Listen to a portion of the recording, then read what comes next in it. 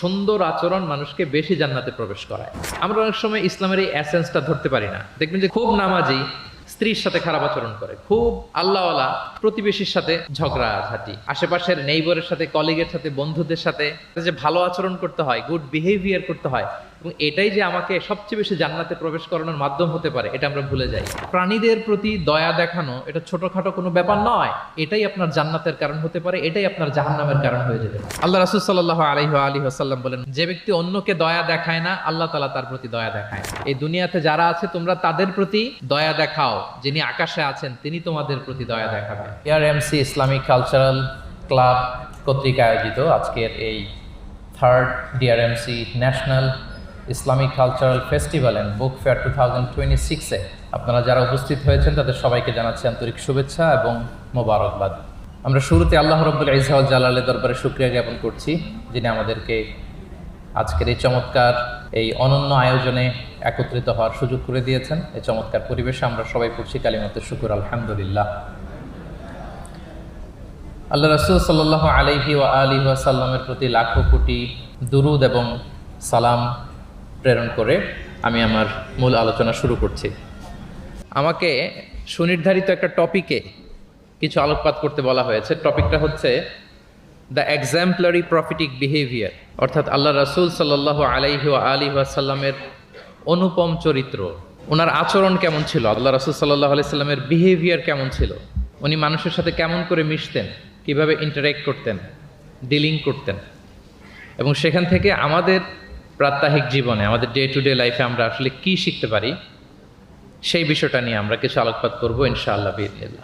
আম্মা জান আয়েশা রাদিয়াল্লাহু তাআলা আনহাকে যখন জিজ্ঞেস করা হতো যে কাইফা কানা খুলুকু রাসূলিল্লাহ, হে আম্মা জান আমাদের প্রিয় নবীজির আচরণ কেমন ছিল, তিনি বলতেন কানা খুলুকুহু আল কোরআন, রাসূল সাল্লাল্লাহু আলাইহি ওয়াসাল্লামের আচরণ ছিল কোরআনের আচরণ। মানে পুরো কোরআনে থিওরিটিক্যালি যা বলা আছে আমাদের প্রিয় নবীজির জীবনে প্র্যাকটিক্যালি সেটা করে দেখানো আছে। তিনি যখন মদিনার রাস্তা দিয়ে হেঁটে যেতেন, as if a living Quran is walking on the street, মনে হতো একটা জীবন্ত কোরআন মদিনার রাস্তা দিয়ে হেঁটে হেঁটে যাচ্ছে। কানা খুলুকুহু আল কোরআন। তো উনি কিভাবে মানুষের সাথে আচরণ করতেন? উনি কি হুট করে রেগে যেতেন আমাদের মতো, কর্কশভাষী ছিলেন, বাজে আচরণ করতেন কারোর সাথে? ওনার ব্যবহার দিয়ে, বিহেভিয়ার দিয়ে কখনো কারো মনে কষ্ট দিয়েছেন এমনটি কি আমরা কখনো কেউ শুনেছি? না, নেভার এভার। আল্লাহ তাআলাও কিন্তু কর্কশ ভাষীকে, অশ্লীল ভাষীকে, কঠোর ভাষীকে তিনি পছন্দ করেন না, এবং মুমিন মাত্রই সে ভদ্র হবে, নম্র হবে, সুভাষী হবে। এবং এই সুন্দর আচরণ বা কোমল আচরণকে আল্লাহ রাসূল সাল্লাল্লাহু আলাইহি ওয়াসাল্লাম সব কাজের অলংকার বলেছেন।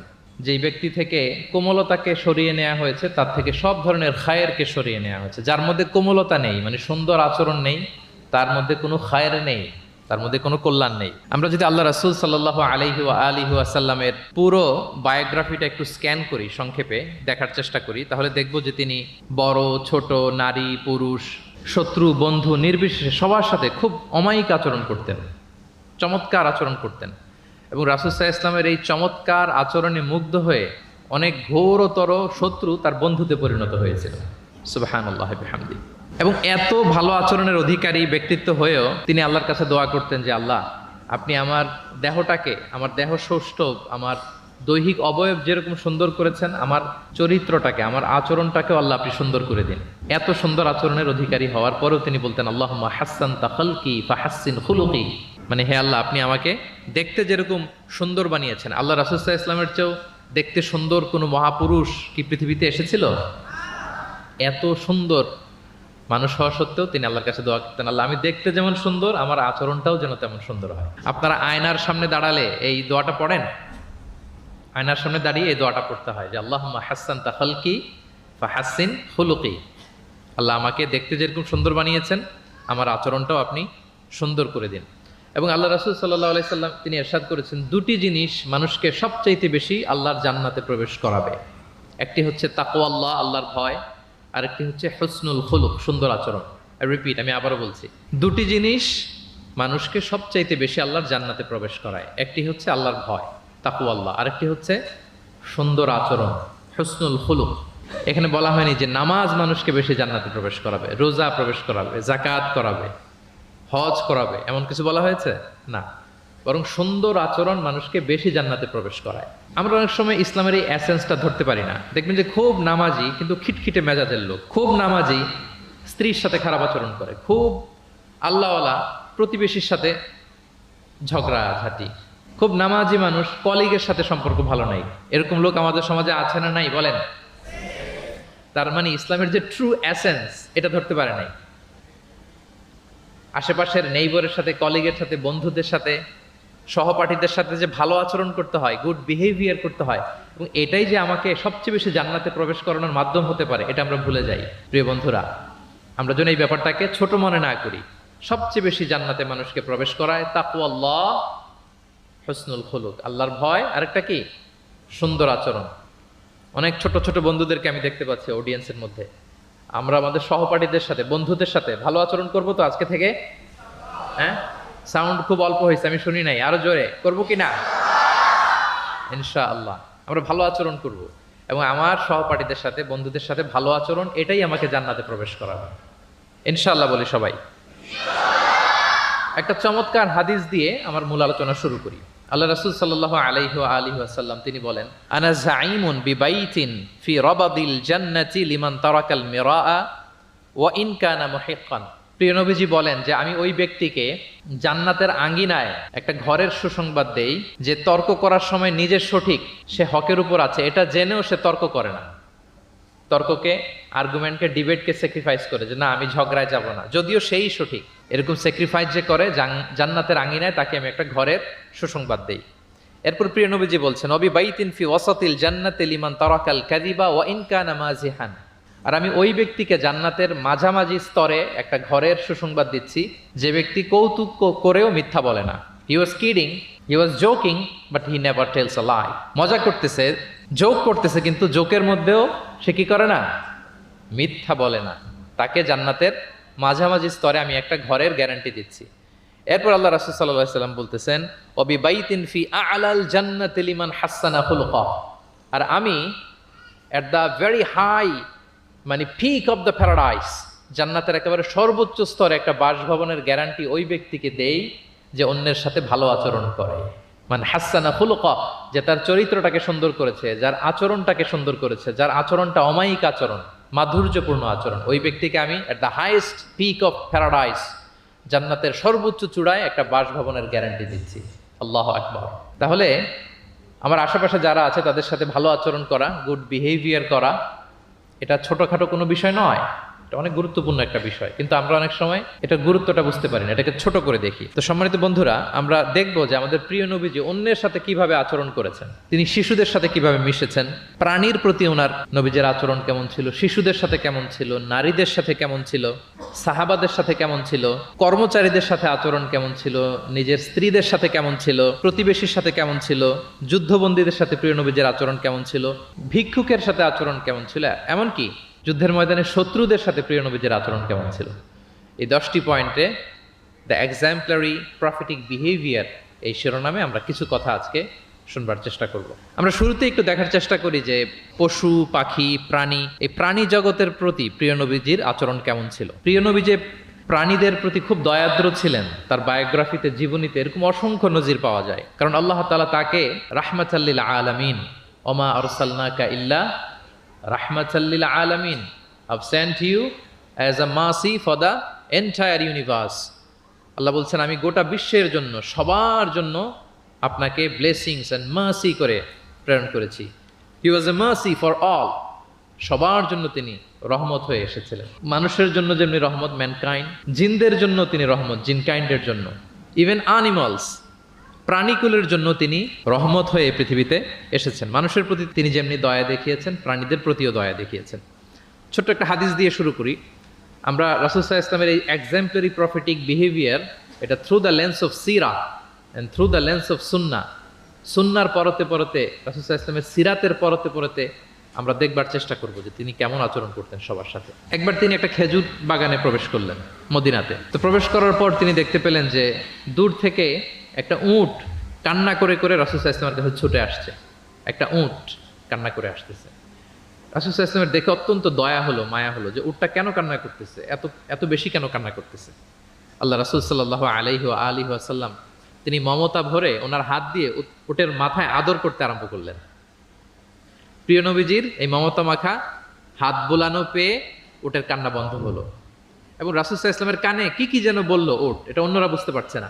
তো এরপর রাসূল সাল্লাল্লাহু আলাইহি ওয়াসাল্লাম খুঁজতে আরম্ভ করলেন যে উটের মালিককে। একজন আনসারী যুবক সাহাবী আসলো। তখন রাসূল সাল্লাল্লাহু আলাইহি ওয়াসাল্লাম বলল যে তোমার এই উট আমার কাছে তোমার ব্যাপারে নালিশ করেছে যে তুমি একে ক্ষুধার্ত রাখো কিন্তু একে দিয়ে অনেক কাজ করাও। তুমি কি এই বোবা এই নিরীহ প্রাণীটার ব্যাপারে আল্লাহকে ভয় করো না? কিয়ামতের দিন এটাই তোমার জাহান্নামের কারণ হয়ে যেতে পারে। খবরদার, এই নিরীহ প্রাণীটার ব্যাপারে তুমি আল্লাহকে ভয় করো। দেখেন, প্রিয় নবীজি ওটের মাথায় হাত বুলিয়ে ওটের কান্না বন্ধ করেছিলেন এবং ওটের মালিককে ওসিয়ত করেছেন যে খবরদার, প্রাণীর প্রতি কখনো এরকম রূঢ় কঠিন আচরণ করা যাবে না, তাদের প্রতি রহম দিল হইতে হবে। এভাবে আপনি সিরাতের পরতে পরতে অনেক ঘটনা পাবেন। আজকের এই সংক্ষিপ্ত পরিসরে এত এত রেফারেন্স হয়তো আমার উল্লেখ করা সম্ভব হবে না, এবং অ্যারাবিক টেক্সটগুলো বলে বলে অর্থ করে শোনানো অনেক সময় লেগে যাবে। আমি শুধু মূল কথাগুলো, বুলেট পয়েন্টসগুলো আপনাদের সাথে শেয়ার করবার চেষ্টা করবো ইনশাআল্লাহ বিইذনিল্লাহ। এই যে প্রাণীর প্রতি দয়া, ইসলামের একটা মূলনীতি হচ্ছে মুমিনের জীবনের প্রতিটি কাজে ইহসানের পরশ থাকতে হবে। আল্লাহ তাআলা আমাদের সব কাজে ইহসানকে আবশ্যক করেছেন। আল্লাহ রাসূল সাল্লাল্লাহু আলাইহি সাল্লাম বলেছেন যে ফাইদা কাতালতুম ফাআহসিনুল কিতলা, কাউকে হত্যা করতে হলেও ইহসানের সাথে হত্যা করতে হবে। ধরুন যে অপরাধের কারণে আদালত কর্তৃক সাব্যস্ত হলো যে একজন মৃত্যুদণ্ড প্রাপ্ত আসামি, তো তাই বলে কি আপনি যা ইচ্ছা তার সাথে করতে পারবেন? তার নাক কেটে ফেলা, কান কেটে ফেলা, তার অঙ্গহানি করা, এলোপাথারি ছুরিকাঘাত করা করতে পারবেন না। ইদা কাতালতুম ফাআহসিনুল কিতলা, এটাও ইহসানের সাথে করতে হবে। দেখেন, হত্যার মতো একটা কাজ ইহসানের সাথে করতে হবে। ওয়া ইদা যাবাহতুম ফাআহসিনুয যাবহা, প্রিয় নবীজি বলেন তোমরা যখন জবেই করবে, কুরবানি করবে, এখানেও ইহসানের সাথে করবে। আল্লাহু আকবার। করতেছি জবাই, করতেছি কি বলেন সবাই আমার সাথে, করতেছি কি জবাই। কারণ প্রাণীটাকে তো মেরেই ফেলতেছি, কিন্তু প্রিয় নবীজি বলেন এই জবাই করার ক্ষেত্রেও ইহসান করতে হবে। এত সুন্দরভাবে দ্রুত তার গলায় ছুরি লাগাতে হবে যাতে কয়েক সেকেন্ডের মধ্যেই জবাহের কাজটা হয়ে যায়। আপনি ইচ্ছে মতো এলোপাথারি তাকে ছুরি দিয়ে কষ্ট দিতে পারবেন না। মুমিনের প্রতিটি কাজে যেন ইহসানের পরশ থাকে। একবার আল্লাহ রাসূল সাল্লাল্লাহু আলাইহি সাল্লাম এক সাহাবীর পাশ দিয়ে যাচ্ছেন। ওই সাহাবী একটা ভেড়াকে জবাই করার জন্য মাটিতে শুইয়ে পা দিয়ে চেপে ধরে এরপর ছুরি ধার করতেছে। ছাগলটাকে মাটিতে শুইয়ে পা দিয়ে চেপে ধরে এরপরে কি করতেছে? ছুরি ধার করতেছে। আর প্রাণীটা এই ছুরি ধার করার দৃশ্যটা দেখতেছে। আল্লাহ রাসূল সাল্লাল্লাহু আলাইহি ওয়াসাল্লাম তাকে ধমক দিলেন, শাসালেন, বললেন তুমি তো এটাকে 2 বার জবাই করে ফেললে, একটু পরে তো জবাই করবেই, এখনই তো জবাই করে ফেলতেছো। তুমি কি আগে ধার দিয়ে নিতে পারলা না? জবাইয়ের আগে তুমি কি ছুরিটাকে ধারালো করে নিতে পারলা না? শার্পেন করে নিতে পারলা না? এভাবে আল্লাহ রাসূল সাল্লাল্লাহু আলাইহি ওয়াসাল্লাম সব সময় প্রাণীদের প্রতি তিনি দয়া দেখিয়েছেন। এবং তিনি বনি ইসরায়েলের একটা ঘটনা বলতে যেয়ে তিনি বলেছেন যে একজন প্রস্টিটিউট লেডি, ব্যভিচারী নারী, যার জন্য জাহান্নাম বরাদ্দ ছিল, কিন্তু একটা তৃষ্ণার্ত কুকুরকে পানি খাওয়ানোর কারণে আল্লাহ তাআলা ওই পাপাচারী নারীকে জান্নাত দান করেছেন। সুবহানাল্লাহি বিহামদি। তার জন্য জাহান্নাম ছিল অবধারিত, কিন্তু একটা তৃষ্ণার্ত কুকুরকে পানি পান করার কারণে তাকে জান্নাত দিয়েছে কে? আল্লাহ সুবহানাহু ওয়া তাআলা। তাও কেমন একটা প্রাণীকে? কুকুরকে। আমরা গুরুত্বই দেই না। সামান্য একটা কুকুরকে দয়া দেখানোর কারণে আল্লাহ তাআলা এই জাহান্নামী নারীকে জান্নাত দান করেছেন। আমরা যদি খেয়াল করি যে আমরা আমাদের সমাজে কুকুর বিড়াল দেখলে কি করি বলেন তো? রাস্তাঘাটে দেখি, অডিয়েন্সের কাছ থেকে আমি একটু শুনি, কি করি আমরা? তাড়িয়ে দেয়। আর কি করি? ঢিল ছুরি। আর কেউ কেউ খাবার দেয়। মাশাআল্লাহ, এই তো, এটাই তো প্রিয় নবীজির সুন্নাহ, আমরা খাবার দিব। এক্স্যাক্টলি। কিন্তু আমি জানি না কেন যেন বাংলাদেশে কুকুর দেখলে, বিড়াল দেখলে কি করে? তাড়ায় দেয়, ঢিল ছোড়ে, লাথি মারে, এরকম করে না অনেক সময়? অপ্রয়োজনে, কোনো প্রয়োজন নেই এটা করে।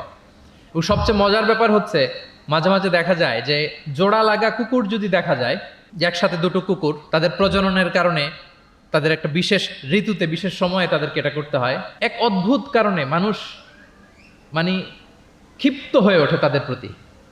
কিন্তু আমাদের তো মানবিক হওয়া উচিত ছিল, আশরাফুল মাখলুকাত বলে আমরা নিজেদেরকে দাবি করি। আমাদের কি করা উচিত ছিল? ইগনোর করা উচিত ছিল, let them do there job, overlook করার দরকার ছিল। কিন্তু কোনো এক অদৃশ্য কারণে আমরা এরকম দৃশ্য দেখলে হিংস্র হয়ে উঠি, লাঠি দিয়ে মারি, ওখানে মানুষ জড়ো হই। কিন্তু তাদের একটা সফল প্রজননের জন্য, বংশবিস্তারের জন্য এটা প্রয়োজন। তো আমরা যেন এই কাজটা না করি, এরকম নির্মম যেন আমরা কখনো না হই। কারণ প্রাণীদের প্রতি দয়া দেখানো এটা ছোটখাটো কোনো ব্যাপার নয়, এটাই আপনার জান্নাতের কারণ হতে পারে, এটাই আপনার জাহান্নামের কারণ হয়ে যেতে পারে। আল্লাহ রাসূল সাল্লাল্লাহু আলাইহি ওয়াসাল্লাম বলেন, মান লা ইয়ারহাম লা ইউরহাম। যে ব্যক্তি অন্যকে দয়া দেখায় না, আল্লাহ তাআলা তার প্রতি দয়া দেখায় না। ইরহাম মান ফিল আরদ ইয়ারহামুকুম মান ফিস সামা। এই দুনিয়াতে যারা আছে তোমরা তাদের প্রতি দয়া দেখাও, যিনি আকাশে আছেন তিনি তোমাদের প্রতি দয়া দেখাবেন। তাহলে এই জমিনে কি শুধু আমরাই থাকি নাকি? না পশু পাখি প্রাণী এগুলোও থাকে। এদের প্রতিও যদি আমরা দয়াদ্র হই, মমতা দেখাই, করুণা দেখাই, আমাদের প্রতিও দয়া দেখাবে কে? এবার আওয়াজ করে বলুন তো, আমরা আল্লাহর দয়া পেতে চাই কি চাই না? সবাই চাই। তাহলে প্রাণীদের প্রতি কখনো আমরা যেন নির্মম না হই, অমানবিক না হই, আমরা যেন মানবিক হই। আমরা অনেক উন্নত দেশে দেখি যে হাইওয়েতে একটা সাপ যাচ্ছে, এই সাপ দেখে একটা গাড়ি থেমে গিয়েছে, স্টপ। তার পেছনে পেছনে শত শত গাড়ি স্টপ। তারা বন বিভাগকে নক দেয়, স্থানীয় পুলিশকে ফোন দেয়, তারা এসে সাপটাকে উদ্ধার করে এরপরে গাড়িগুলো চলতে শুরু করে। একটা ভিডিও ক্লিপস আমি এমনও দেখেছি, একটা হাঁস তার বাচ্চাগুলোকে নিয়ে হাইওয়ে পার হচ্ছে। হাঁস তো খুব আস্তে আস্তে হাঁটে, একেবারে পিপিলিকার মতো একটু একটু করে হাঁসের বাচ্চাগুলো যাচ্ছে, শত শত গাড়ি at the middle of the highway stop. আল্লাহু আকবার। কিন্তু বাংলাদেশে দেখবেন যে রাস্তা দিয়ে সাপ যায় না, কুকুর যায় না, বিড়াল যায়, কোনো কেয়ার নাই, একেবারে ড্যাম কেয়ার। যে প্রাণীদের প্রতি দয়া দেখায় না, আল্লাহ তাআলা তার প্রতি দয়া দেখান না। তাহলে প্রিয় নবীজি প্রাণীদের প্রতি কতটা দয়াদ্র ছিলেন, মমতাময় ছিলেন, এটা সবার কাছে ক্লিয়ার? ওকে, মাশাআল্লাহ। লেটস মুভ অন, আমরা সামনের দিকে আগাই। এবার আমরা একটু করে জানার চেষ্টা করি যে শিশুদের সাথে প্রিয় নবীজির আচরণ কেমন ছিল। আমরা সিরাতে এবং হাদিসের দিকে যদি তাকাই তাহলে দেখব প্রিয় নবীজি শিশুদেরকে তাহনিক করে দিতেন। তাহনিক, তাহনিক শব্দটির সাথে কি আপনারা পরিচিত? নাম শুনেছেন? তাহনিক হচ্ছে কোনো স্কলারের কাছে দোয়ার জন্য নবজাতক শিশুকে নিয়ে যাওয়া। সে স্কলার খেজুর খেয়ে তার মুখের লালা মিশ্রিত খেজুরের রস দোয়া হিসেবে নবজাতক শিশুর মুখে দিয়ে দিবে, এটাকে বলে তাহনিক। এটাকে কি বলে? আমি করেছি অনেক জায়গায়, অনেক মা বাবা তাদের সন্তানদেরকে নিয়ে এসেছে খেজুর নিয়ে, তা আমরা বিশ্বনবীর সুন্নাহ হিসেবে এটা করে দিয়েছি। আল্লাহ রাসূল সাল্লাল্লাহু আলাইহি সাল্লামের কাছে তাহনিক করতে সাহাবারা আসতো, তিনি শিশুদেরকে পরম মমতায় তাহনিক করে দিতেন। মদিনাতে যখন সাহাবারা আসলো, তাদের কারো ঘরে কোনো সন্তান জন্মাচ্ছিল না। আল্লাহ রাসূল সাল্লাল্লাহু আলাইহি সাল্লামের শ্যালিকা আবু বকর রাদিয়াল্লাহু তাআলা আনহুর কন্যা আয়েশা রাদিয়াল্লাহু তাআলা আনহার বড় বোন আসমা বিনতে আবি বকর, তিনি প্রেগনেন্ট অবস্থায় মক্কা থেকে মদিনায় হিজরত করলেন এবং কোবাতে আসার পরপরই উনি বাচ্চা ডেলিভারি করলেন, পুত্র সন্তান। ওনার ঘর আলোকিত করে জন্ম নিল আব্দুল্লাহ ইবনে জুবাইর। মদিনায় আনন্দের হিল্লোল বয়ে গেল, কারণ ইহুদিরা বলছিল এই যে মুসলমানদের ঘরে কোনো সন্তান হয় না, সন্তান হয় না।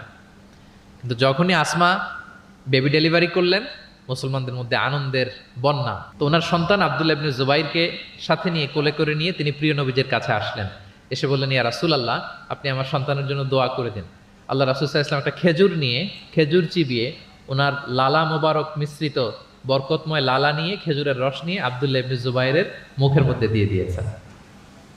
এবং এজন্য আসমা বিনতে আবু বকর সবসময় গর্ব করে বলতেন যে আমার কলিজার টুকরা সন্তান আব্দুল্লাহর পাকস্থলীতে সর্বপ্রথম পৌঁছেছে প্রিয় নবীর লালা মিশ্রিত খেজুরের রস। সুবহানাল্লাহি ওয়া বিহামদিহি। আল্লাহ রাসূল সাল্লাল্লাহু আলাইহি ওয়াসাল্লাম এরকম তাহনিক করতেন। আপনারাও সুযোগ হলে আপনাদের স্থানীয় যে স্কলাররা আছেন, ভালো স্কলার, আল্লাহওয়ালা মানুষ, তাদের কাছে সন্তানদেরকে নিয়ে তাহনিক করাবেন। প্রিয় নবীজি তাহনিক করতেন। শিশু সন্তানদেরকে তিনি কোলে নিতেন, হাদিসে এসছে অনেক বাচ্চাকে তিনি কোলে নিয়েছেন এবং ওই বাচ্চা আল্লাহর হাবিব সাল্লাল্লাহু আলাইহি সাল্লামের জামার মধ্যে প্রস্রাব করে দিয়েছে, এটাও হাদিসে এসছে। এরকম ইনসিডেন্টও ঘটেছে। তিনি বাচ্চাদেরকে আগে সালাম দিতেন। কি করতেন? আমরা দেই, এই যে ছোট বাচ্চারা বলতেছে না, ওদের পক্ষে গেছে কথা। এই জন্য তোমাদের আব্বু আম্মু তোমাদেরকে আগে সালাম দেয় না? দেয় নাকি দেয় না? তাহলে আমরা আগে সালাম দিব বাচ্চাদের। আমাদের সালাম দেয়া দেখেই তারাও সালামের ব্যাপারে আস্তে আস্তে অভ্যস্ত হবে। প্রিয় নবীজি বাচ্চাদের আগে সালাম দিতেন, গালে হাত বুলিয়ে দিতেন, মাথায় হাত বুলিয়ে দিতেন, হাদিসে এসছে। জাবির ইবনে সামরা একজন সাহাবী, তিনি ওনার শৈশবকালের স্মৃতিচারণ করছেন। তিনি বললেন, একবার মসজিদে নবীর পাশে আমরা কিছু বাচ্চারা দাঁড়িয়েছিলাম। প্রিয় নবীজি নামাজ শেষ করে বেরোলেন, প্রতিটি বাচ্চার গালে তিনি হাত বুলিয়ে দিচ্ছেন। দিতে দিতে এলো আমার পালা। তিনি শৈশবের স্মৃতিচারণ করে বলছেন যে প্রিয় নবীজি যখন আমার গালে হাত লাগালেন, আমি একটা হিম শীতল পরশ অনুভব করলাম। এবং তিনি বললেন যে মদিনার বাজারে যখন আতরওয়ালারা আসতো, আতরের যে প্যাকেট বা লাগেজ উনি যখন খুললে একটা চমৎকার স্মেল আসতো প্রিয় নবীজির হাত থেকে, আমরা ওইরকম একটা সুগন্ধির গন্ধ পেলাম। আল্লাহু আকবার। তাহলে বাচ্চাদের দেখলে তিনি মাথা এবং গালে হাত বুলিয়ে দিতেন। তিনি বাচ্চাদেরকে দেখলে চুমু খেতেন, বাচ্চাদের সাথে খুব মজা করতেন, খেলাধুলা করতেন। হাদিসে এসছে ওনার চাচাতো ভাই যারা আছে ছোট ছোট, তাদেরকে তিনি লাইন ধরে দাঁড় করাতেন আর বলতেন মান সাবাকা ইলাইয়া ফালাহু কাদা ওয়া কাদা, দেখি কে এসে আমাকে আগে ধরতে পারে, যে ফার্স্ট হবে তাকে এটা দিব, যে আগে ধরতে পারবে তাকে এটা দিব। আল্লাহু আকবার। এবং তারাও আনন্দে উৎফুল্ল হয়ে দৌড়াতে দৌড়াতে কেউ প্রিয় নবীজির বুকের উপরে এসে ঝাপটে পড়তো, কেউ কাঁধে উঠতো, কেউ পিঠে উঠতো, এভাবে দৌড়ে বিশ্বনবী সাল্লাল্লাহু আলাইহি ওয়াসাল্লামের কাছে তারা আসতেন। এবং মাঝে মাঝে তিনি শিশুদের মধ্যে কোনো ভুলভাল কিছু দেখলে শুধরে দিতেন। ওমর ইবনে আবি সালামা রাদিয়াল্লাহু তাআলা আনহু তিনি বলছেন, আমি যখন ছোট ছিলাম একবার প্রিয় নবীজির কোলে বসা ছিলাম, আমাদের সামনে খাবার দেয়া হলো, তো আমি খাবারের এখান থেকে নেই ওখান থেকে নেই, এদিক সেদিক থেকে খাবার নিচ্ছি। আল্লাহ রাসূল সাল্লাল্লাহু আলাইহি ওয়াসাল্লাম আমাকে বললেন, ইয়া গোলাম, হে বৎস, সাম্মিল্লাহ, তুমি বিসমিল্লাহ বলো। তাহলে খাওয়ার শুরুতে আমরা কি বলবো? ওয়া কুল বিয়ামিনিক, এবং ডান হাতে খাও। কোন হাতে? কোন হাতে? ডান হাতে। আচ্ছা। ওয়াকুল বিয়ামিনিক ওয়াকুল মিম্মা ইয়ালিক, আর তোমার সামনে যেটা আছে ওখান থেকে খাও। ডানে বায়ে সামনে পিছনে এদিক থেকে ছোটাছুটি করে টানাটানি করো না। তিনি বলেন যে বিশ্বনবী যখন আমাকে এই গাইডলাইন দিলেন, তারপর থেকে আজীবন আমি এই সিস্টেমেই খেয়েছি, আজীবন এই সিস্টেমেই খেয়েছি। তাহলে এটিকেটস অফ হ্যাভিং ফুড, খাবারের যে এটিকেটস রাসূল সাল্লাল্লাহু আলাইহি ওয়াসাল্লাম বাচ্চাকে শিখিয়ে দিলেন। আরেক হাদিসে এসছে সাদাকার খেজুর স্তূপ করা ছিল মদিনায়, জাকাতের খেজুর। হঠাৎ ওনার নাতি, আল্লাহ রাসূল সাল্লাল্লাহু আলাইহি ওয়াসাল্লামের নাতি হাসান রাদিয়াল্লাহু তাআলা আনহু জাকাতের খেজুর একটা নিয়ে খাওয়া শুরু করলেন। ছোট মানুষ, কোনটা জাকাতের খেজুর আর কোনটা খাওয়া যাবে এটা তো উনি বুঝতেন না। ছোট্ট মানুষ জাকাতের খেজুর খাওয়া শুরু করলেন। দূর থেকে প্রিয় নবীজি দেখে দৌড়ে গেলেন, দৌড়ে মুখ থেকে টেনে খেজুরটা বের করলেন। হাদিসে এসেছে প্রিয় নবীজি বলতে আরম্ভ করলেন, ইরমি বিহা কিখ কিখ। এটা একটা আরবিক এক্সপ্রেশন। কিখ কিখ মানে আমরা বাংলায় যেটা বলি ওয়াক, থু থু, থু মেরে ফেলে দাও। হাসান রাদিয়াল্লাহু তাআলা আনহু তিনি বললেন যে নানা ভাই, থু মেরে ফেলে দাও। আল্লাহ তাআলা, তুমি কি জানো না আন্না লা নাআকুলু সাদাকা, আমরা হাশিমি খানদান, আমরা কখনো সাদাকার কিছু খেতে পারবো না। আল্লাহু আকবার। তাহলে দ্য কনসেপ্ট অফ হালাল এন্ড হারাম ছোটবেলা থেকে তিনি শিখাই দিলেন নাতিকে। এভাবে শিশুদেরকে আদর করতেন, ভালোবাসা দিতেন, মায়া মমতায় জড়িয়ে রাখতেন এবং ভুল করলে পরম মমতায় শুধরে দিতেন। তাহলে শিশুদের সাথে প্রিয় নবীজির কেমন আচরণ আমরা বুঝতে পারছি। তিনি শিশুদের প্রতি কতটা কনসিডারেট ছিলেন, কতটা তিনি কনসিডারেট ছিলেন আমরা একটা ছোট্ট হাদিস থেকে শুনি। একবার তিনি কোন এক নামাজে দীর্ঘ লম্বা সিজদা করে দিলেন, দীর্ঘ লম্বা, এত লম্বা সিজদা কখনো তিনি করেন না। নামাজ শেষে সাহাবারা জিজ্ঞেস করলেন, ইয়া রাসূলুল্লাহ, আপনি কি সিজদার মধ্যে অসুস্থ হয়ে গেলেন নাকি, অথবা কোরআনের আয়াত নাজিল হলো নাকি? এত দীর্ঘ সিজদা তো ফরজ নামাজে কখনো করতে দেখি না। রাসূল সাল্লাল্লাহু আলাইহি ওয়াসাল্লাম বললেন, কুল্লু যালিকা লাম ইয়াকুন, না একটাও না, ওহিও নাজিল হয়নি, অসুস্থও হয়নি। এবং আমি যখন সিজদায় ছিলাম, আমার নাতি খেলতে খেলতে আমার কাঁধের উপরে চড়ে বসেছে। এখন আমি যদি সিজদা থেকে মাথা উঠাই, তার খেলা তো ইন্টারাপ্ট হয়ে যাবে। এজন্য যতক্ষণ সে মাথার উপরে পিঠের উপরে বসে বসে খেলছিল, আমি সিজদায় লুটিয়ে পড়ে সিজদাটাকে লম্বা করে দিয়েছি। সূক্ষ্ম বিবেচনা বোধ ছিল প্রিয় নবীজির, এবং শিশুদের প্রতি তিনি কতটা কনসিডারেট ছিলেন, এটা ছিল প্রিয় নবীজির শিশুদের সাথে আচরণ। তাহলে প্রাণীদের সাথে তিনি কেমন ছিলেন আমরা জানলাম, শিশুদের সাথে কেমন ছিলেন আমরা জানলাম। এবার আমরা দেখি যে নারীদের সাথে প্রিয় নবীজির আচরণ কেমন ছিল। তিনি নারীদেরকে অত্যন্ত সম্মান করতেন। কি করতেন? সম্মান। তিনি বলতেন, আদ দুনিয়া কুল্লুহা মাতা ওয়া খায়রু মাতা'আদ দুনিয়া আল মারআ সালিহা। পৃথিবীর সব কিছু যা দেখা যায় সব সম্পদ, কিন্তু এর মধ্যে সবচেয়ে দামি সম্পদ হচ্ছে নেককার নারী। কারণ তাদের পেট থেকেই পৃথিবীর সব ভালো মানুষ, মহাপুরুষরা এসেছে, আল্লাহর ওয়ালিরা এসেছে, নবীরা এসেছে। নবীরা কাদের পেট থেকে এসেছে বলেন? নবীরা মায়েদের পেট থেকে এসেছে না? এবং তিনি বলতেন, খায়রুকুম খায়রুকুম লি আহলিহি ওয়া আনা খায়রুকুম লি আহলি। তোমাদের মধ্যে সে সবচেয়ে সেরা যে তার পরিবারের কাছে সেরা, মানে স্ত্রীর কাছে সেরা, আর আমি আমার স্ত্রীর কাছে সেরা। প্রিয় নবীজি বলতেন। আল্লাহু আকবার। একবার একদল নারী এবং শিশুকে বিয়ের অনুষ্ঠান থেকে ফেরার পথে তাদেরকে দেখে প্রিয় নবীজি বললেন, তোমরা আমার কাছে সর্বাধিক প্রিয়। নারীদেরকে তিনি অত্যন্ত পছন্দ করতেন, এবং সম্মান করতেন। এবং নারীদের সাথে ভালো আচরণ করার ব্যাপারে তিনি আমাদেরকে আদেশ করেছেন। তিনি বলেছেন ফাস্তাউসু বিন নিসাই খায়রা, খবরদার নারীদের সাথে রূঢ় আচরণ করো না, খারাপ আচরণ করো না, তাদের সাথে ভালো আচরণ করো। পুরুষদেরকে যেমনি ওটের উপর চড়িয়ে ওট টেনে হিচড়ে নিয়ে যাওয়া হয়, নারীদেরকে যেন এমনি না নেওয়া হয়। তিনি একবার বলছিলেন যে খবরদার সাওকা বিল কাওয়ারির রিফকান বিল কাওয়ারির, মানে নারীদেরকে যখন ওটে চড়িয়ে হাওদাজে চড়িয়ে তোমরা টানো, ওহে সাহাবারা তাড়াহুড়ো করো না, ধীরস্থিরভাবে করো। অর্থাৎ তিনি বুঝাতে চাইলেন কাওয়ারির মানে হচ্ছে কাচের তৈরি তৈজসপত্র বা বাসনপত্র। আমাদের ঘরে যে কাচের প্লেট, চামচ, গ্লাস আছে, এগুলো যদি সাবান দিয়ে আমাদের ধুইতে হয়, ক্লিন করতে হয়, আমরা কি করি? খুব সাবধানে এটাকে ধরি, রাখি, ক্লিন করি, তাই না? এটাকে খুব সফটলি ডিল করতে হয়। রাসূল সাল্লাল্লাহু আলাইহি ওয়াসাল্লাম সেটাই বললেন, নারীদেরকে কাচের সাথে তুলনা করে বললেন তাদের সাথে এরকম কোমল আচরণ করতে হবে। এবং তিনি বলেছেন দুনিয়ার প্রতিটি মায়ের পায়ের নিচে আছে তার সন্তানের বেহেশত। সুবহানাল্লাহ। এবং সন্তান জন্ম দিতে যে কোনো নারী যদি ইন্তেকাল করে, প্রিয় নবীজি বলেন ওই নারীকে আল্লাহ তাআলা কিয়ামতের দিন শহীদদের কাতারে দাঁড় করিয়ে দিবেন। আল্লাহ তাআলা যাকে একটি কন্যা দিয়েছেন তার জন্য একটি জান্নাত, দুইটি কন্যা দুইটি জান্নাত, যতগুলো কন্যা ততগুলো জাহান্নামের দরজা ব্লকেজ হয়ে যাবে। সুবহানাল্লাহ। এভাবে তিনি নারীদের সাথে আচরণ করেছেন। নারীরা মদিনার সমাজে প্রিয় নবীজির পেছনে সালাতে অংশগ্রহণ করত, প্রিয় নবীজির পেছনেই তারা সালাতে অংশগ্রহণ করতো। এখনো আপনারা মদিনাতে বা মক্কাতে গেলে দেখবেন যে পুরুষদের পাশাপাশি নারীরাও সেখানে সালাতে অংশগ্রহণ করে। প্রিয় নবীজিকে ডিরেক্টলি তারা প্রশ্ন করতেন, কিউএ সেশনে অংশগ্রহণ করতেন, কোশ্চেনিং আনসারিং সেশন। নারীদের মধ্যে থেকে দাঁড়িয়েও তারা প্রশ্ন শুরু করে দিতেন। রাসূল সাল্লাল্লাহু আলাইহি ওয়াসাল্লামের সাথে সফরে অংশগ্রহণ করতেন।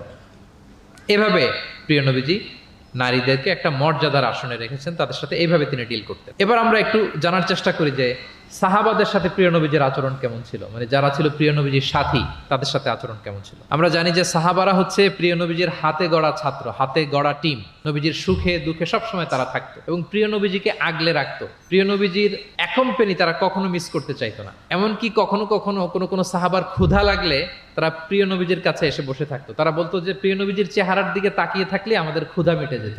নবীজির নুরানি চেহারার দিকে তাকিয়ে থাকলে কি হতো? পেটের ক্ষুধা চলে যেত।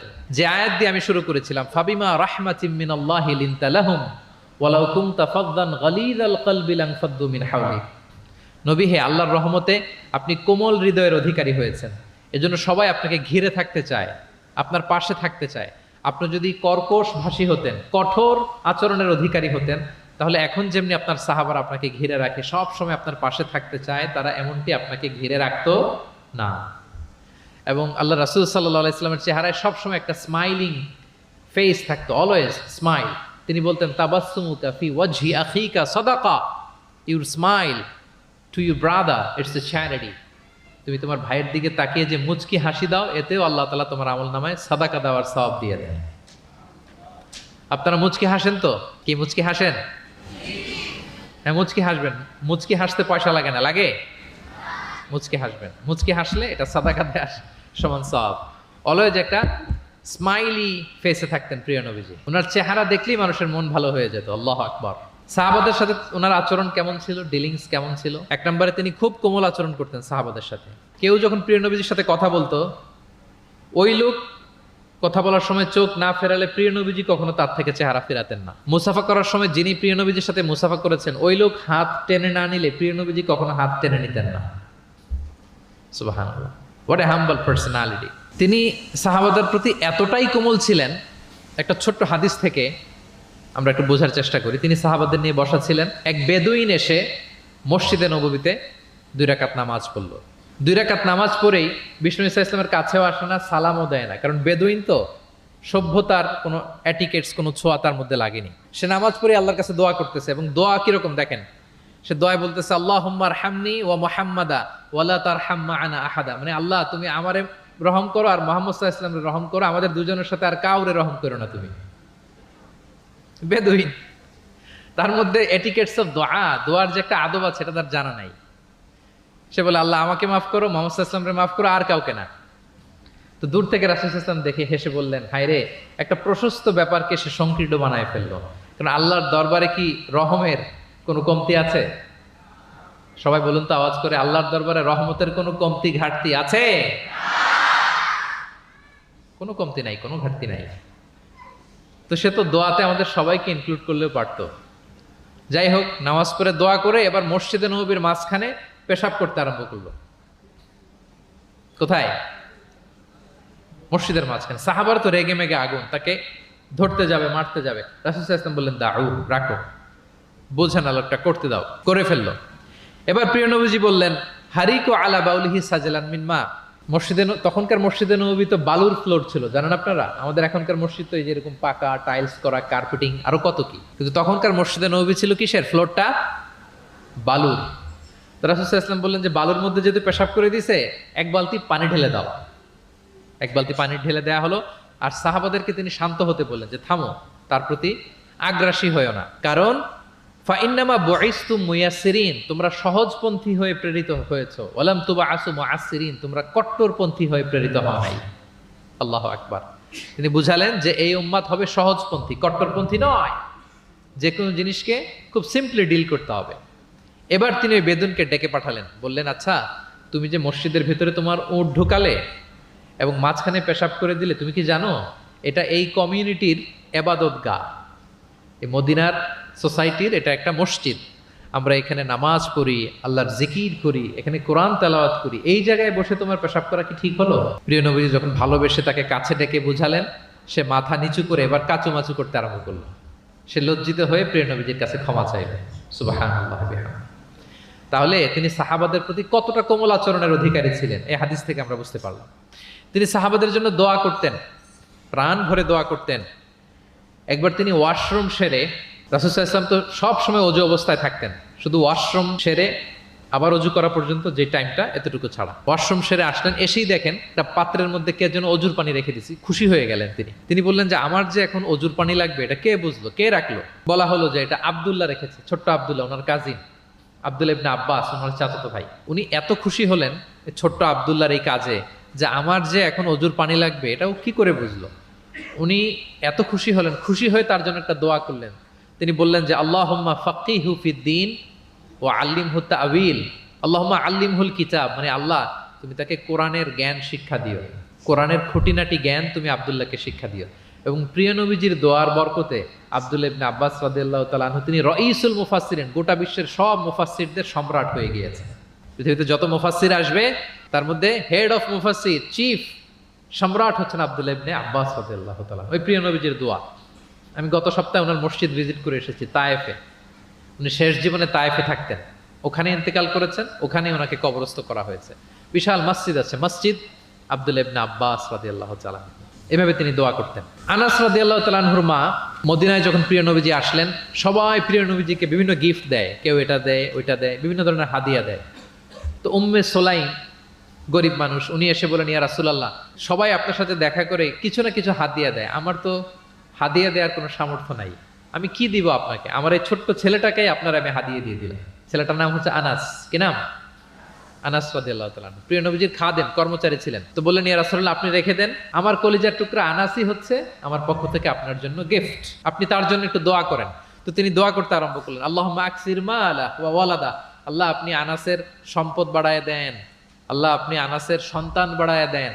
এই যে দোয়া করেছেন, ওয়া বারিক লাহু ফিমা আতাইতা, যা দিবেন এতে বরকত দিয়ে দেন, এই যে দোয়া করেছেন, দোয়ার ফলে কি হয়েছে দেখেন। আনাস রাদিয়াল্লাহু তাআলা আনহু বলেন, প্রিয় নবীজির এই দোয়ার বরকতে মদিনার সবার খেজুর বাগানে বছরে খেজুর হতো একবার, কিন্তু আমি আনাসের খেজুর বাগানে বছরে খেজুর হতো 2 বার।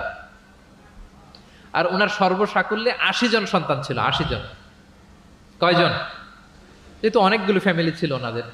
প্রিয় নবীজির দোয়ার বরকতে 2 বার বছরে খেজুর হতো ওনার বাগানে, আর 80 জন সন্তান তিনি পেয়েছিলেন। তাহলে সাহাবাদের প্রতি কোমল আচরণ করতেন, তাদের জন্য দোয়া করতেন, তাদের ভালো গুণের প্রশংসা করতেন। অনেক হাদিস, অনেক হাদিস, এগুলো বলতে গেলে অনেক সময় লেগে যাবে। একটা বিখ্যাত হাদিস আপনারা জুমার সময়, জুমার খুতবার সময় প্রায় শোনেন, আরহামু উম্মতি বি উম্মতি আবু বকর, শোনেন? ওয়া আশাদ্দুহুম ফি আমরিল্লাহি উমর, এই যে মুখস্থ। ওয়া আসদাকুহুম হায়ান উসমান, ওয়া আকরাহুম লিকিতাবিল্লাহি উবাই। তার মানে এই উম্মতের মধ্যে সবচেয়ে সফট হার্টেড হচ্ছেন আবু বকর, সবচেয়ে সফট হার্টেড। আল্লাহর জমিনে আল্লাহর দ্বীন বাস্তবায়নে সবচেয়ে কঠোর হচ্ছেন ওমরে ফারুক। সবচেয়ে কঠোর কে? ওমরে ফারুক। সবচেয়ে লজ্জাশীল সাহাবী হচ্ছেন ওসমান। এভাবে তিনি অ্যাপ্রিসিয়েট করতেন। আমরা অনেক সময় মানুষের অ্যাপ্রিসিয়েট করতে চাই না। প্রিয় নবীজি কারোর মধ্যে ভালো কিছু দেখলে কি করতেন? সবাই বলুন, অ্যাপ্রিসিয়েট করতেন। আপনার ছেলের মধ্যেও, আপনার মেয়ের মধ্যেও কোনো ভালো গুণ দেখলে আপনি অ্যাপ্রিসিয়েট করবেন, দোয়া করবেন, উজ্জীবিত হবে, সে ইন্সপায়ার্ড হবে। আমরা অনেক সময় আমাদের ছেলে মেয়েদেরকে উৎসাহ দেই না, তার মধ্যে যে কি কারিশমা আমরা জানিই না, মনে করি যে এ প্লাস পাইলেই বুঝি সফল।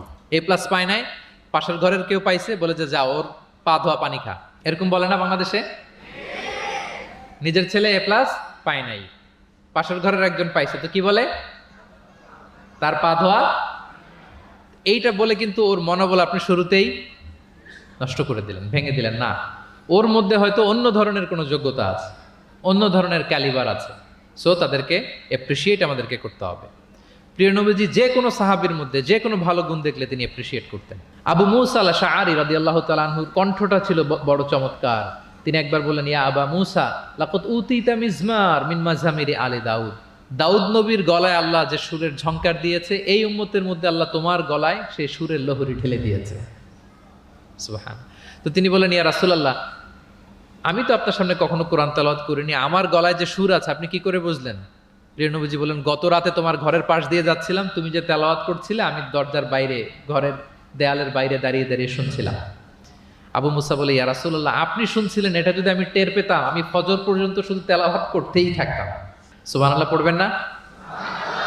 তাহলে আমরা যেন অ্যাপ্রিসিয়েট করি। প্রিয় নবীজি অ্যাপ্রিসিয়েট করতেন, সাহাবাদেরকে যথাযথ তারবিয়া দিতেন, তাদের সাথে মাঝে মাঝে রসিকতা করতেন, খোশ গল্প করতেন, সাহাবীদের সাথে একসাথে মিলেমিশে কাজ করতেন। মসজিদ নির্মাণের ঘটনা আমরা জানি, কোবা মসজিদ, মসজিদে নববী। এমন না যে চেয়ারে বসে থেকে এই তোমরা মসজিদ বানাও, না। একজন ট্রু লিডারের বৈশিষ্ট্য হচ্ছে উনি সামনে এগিয়ে যাবেন, ওনাকে দেখে দেখে ফলোয়াররা ফলো করবে, ঠিক কিনা? প্রিয় নবীজি নিজে মাটি বহন করেছেন, পাথর বহন করেছেন, নিজে খন্দকের পরীক্ষা খনন করেছেন, পেটে পাথর বেঁধেছেন। এটা ছিল সাহাবাদের সাথে প্রিয় নবীর ইন্টারাকশন, ডিলিংস, মেলামেশা। এবার আমরা একটু দেখি যে প্রিয় নবীর যারা খাদেম ছিলেন, কর্মচারী ছিল, তাদের সাথে কেমন আচরণ ছিল। আমরা তো আমাদের বাসায় পান থেকে চুন খসলেই হাত তুলে ফেলি কাজের লোকদের গায়ে, এরকম দেখি না আমরা? দেখেছেন পত্রপত্রিকায়?